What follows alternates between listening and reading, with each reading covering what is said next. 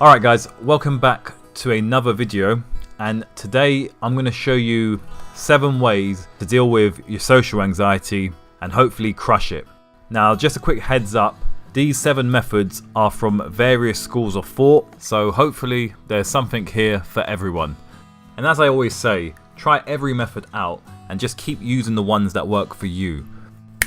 So just a brief recap on what social anxiety is.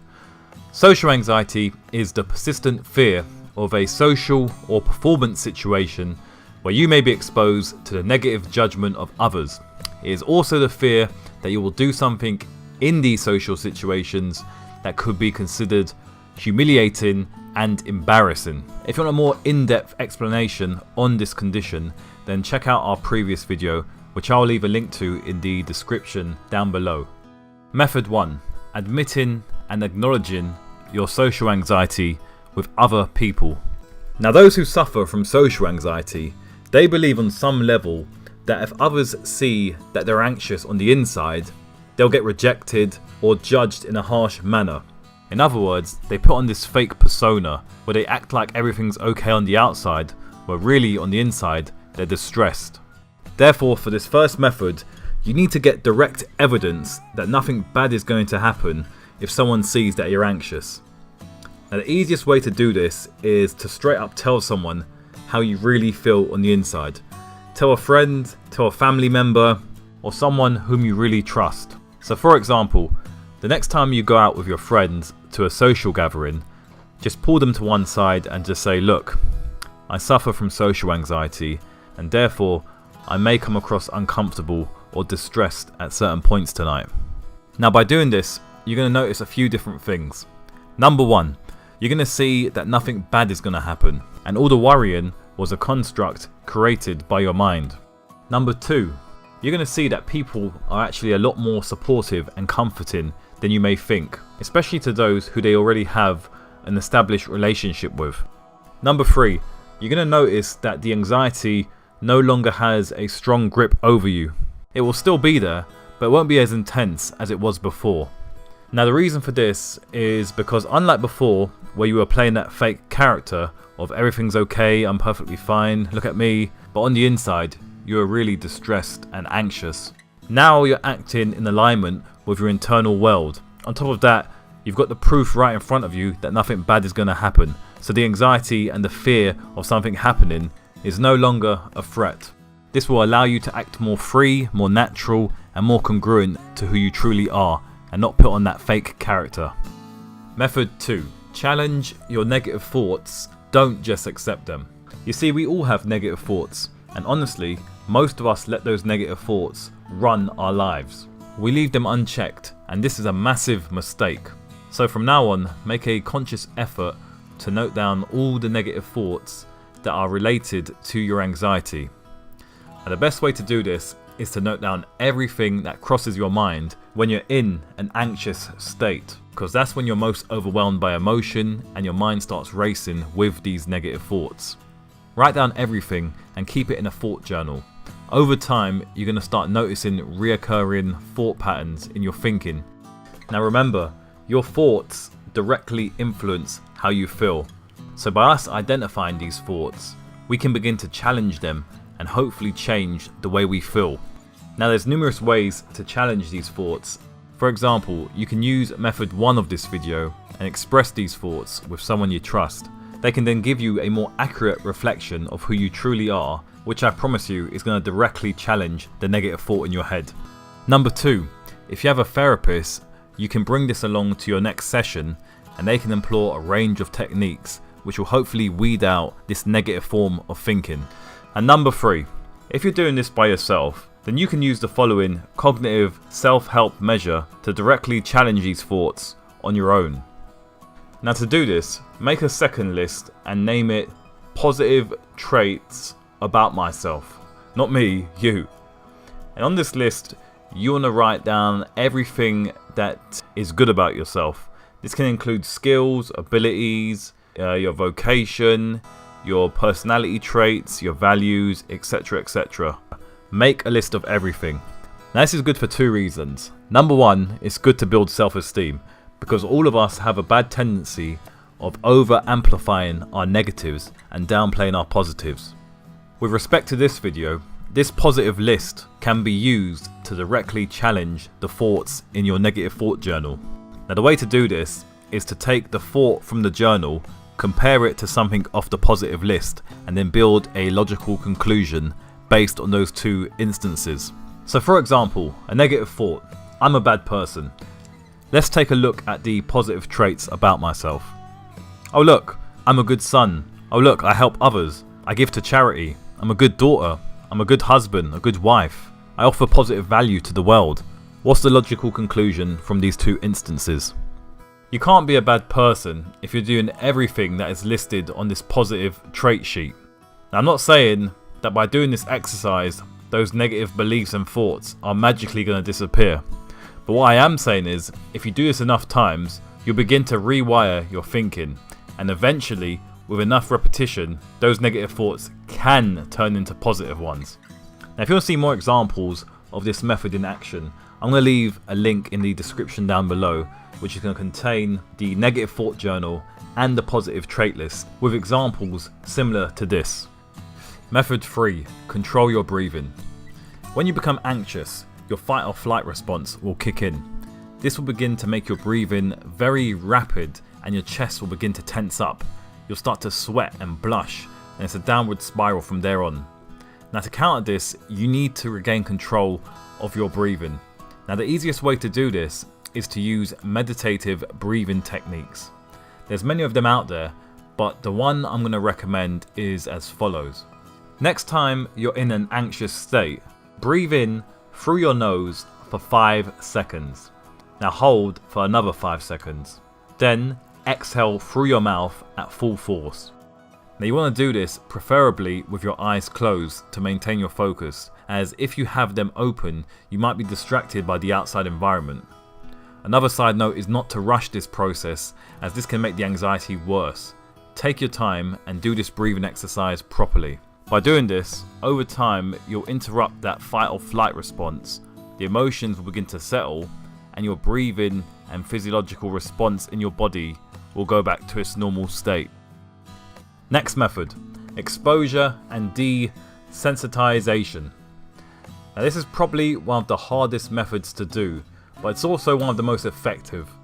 Basically, you want to expose yourself to the stimuli which you're afraid of. In this case, people, strangers, and new environments. You want to expand your comfort zone gradually and increase it incrementally, as if you take on too much in one go, it could overwhelm you and could be detrimental. For this method, you need to go out to a new environment for at least 2 hours or more. Now you can do this with a friend or family member to reduce discomfort. If you're really feeling brave, you can do it by yourself. For the next couple of hours, speak to random strangers using social bullet questions. These are questions that require no in-depth response from the stranger and therefore no real investment in the conversation. You're going to be asking these questions as it will expose you to your fear for a very short period of time. Examples of these social bullet questions include: do you know where this street is? Do you have the time? How do I get to this place? Where is the nearest coffee shop? Etc. Again, these questions require a quick response from the stranger, and therefore you won't have to stay in the interaction for very long. What you're going to notice is that initially you're going to be scared like crazy. All the anxiety symptoms that we've discussed in our videos are going to come up. However, after doing this for a few hours, and certainly over a period of a week or so, you're going to notice that your body, mind, and emotions begin to adapt and are a lot more settled than when you initially set out on this venture. In other words, you're becoming desensitized to strangers and the environment. You'll begin to get used to talking to random individuals, and it won't be as scary as it was when you first started this exercise.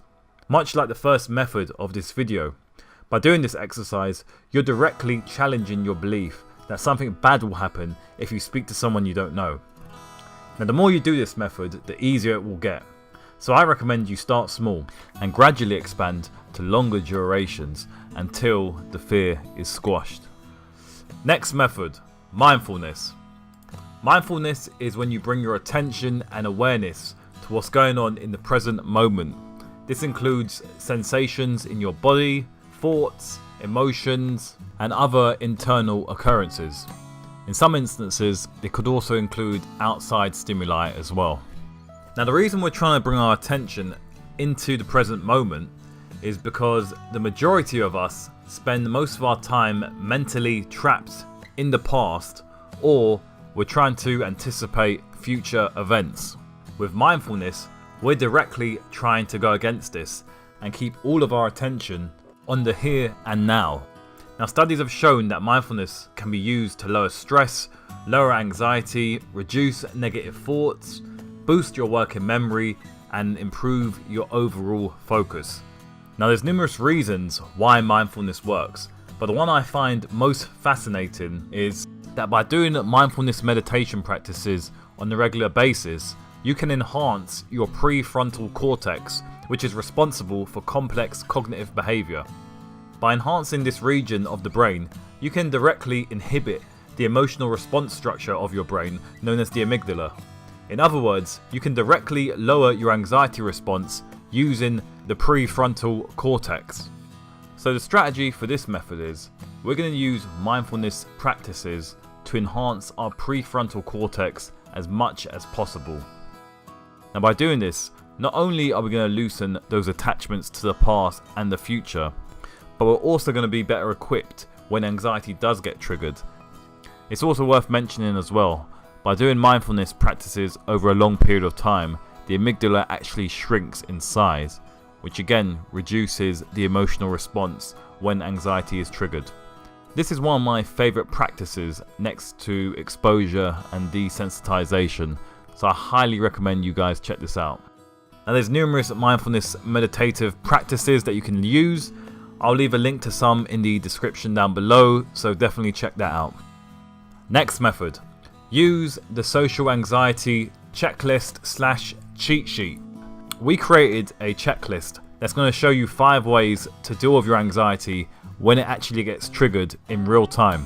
Now, the whole point of this checklist is for you to keep it on your phone so that whenever you have an emotional response in the real world, you can just pull your phone out, refer to this cheat sheet, and deal with your anxiety in an efficient manner. Now, this cheat sheet has helped a lot of people so far, so I strongly recommend you check it out. A link to the cheat sheet will be available in the description down below. And finally, if all else fails, seek professional help. There's no shame in doing so, as there are thousands upon thousands of doctors, therapists, and psychologists who are trained and paid to help you get over your anxiety. And to be quite frank, I think everyone in this world could use a therapist from time to time. Speak to your local clinic, hospital, or doctor to find out which services are available near you. Once you get an appointment or a session booked, take someone along with you who you trust just to reduce discomfort. One final thing I will mention about this point is that if you find a therapist who you don't click with or connect with, ask for another therapist. Some people seek therapy, they don't resonate with the actual therapist, and then they rationalize to themselves that therapy doesn't work for them, when in reality, that person and the therapist just didn't click. So if this happens to you, ask for another therapist and keep doing so until you find one who you feel comfortable with and who you connect with. But yeah, that's about going to do it for this video. Hopefully there's something in here for everyone. And as I said at the start of the video, not all of these methods are going to work for you. Some methods are going to work for a set group of people, other methods are going to work for another set of people. But I recommend you try all of them out and see what works for you personally. Whichever ones work for you, just keep doing them. Whichever ones don't work for you, discard them. Okay? I'll leave a link to all the resources and files in the description down below. Definitely check them all out. They're going to help you massively, especially the social anxiety cheat sheet. I'm also going to leave a link to a forum which is dedicated to social anxiety so that you can communicate with others who are in a similar position and hopefully help each other out. If you enjoyed the video, give it a thumbs up, share it to anyone who you think would benefit from this content, and subscribe as we've got more videos like this coming out during the week. And let us know down below which method you're going to implement after watching this video, and also let us know down below if there's any other methods which you are using to battle social anxiety. Thanks again for watching. I really hope this video has helped you out, and I'll catch you in the next one. Take care. Peace.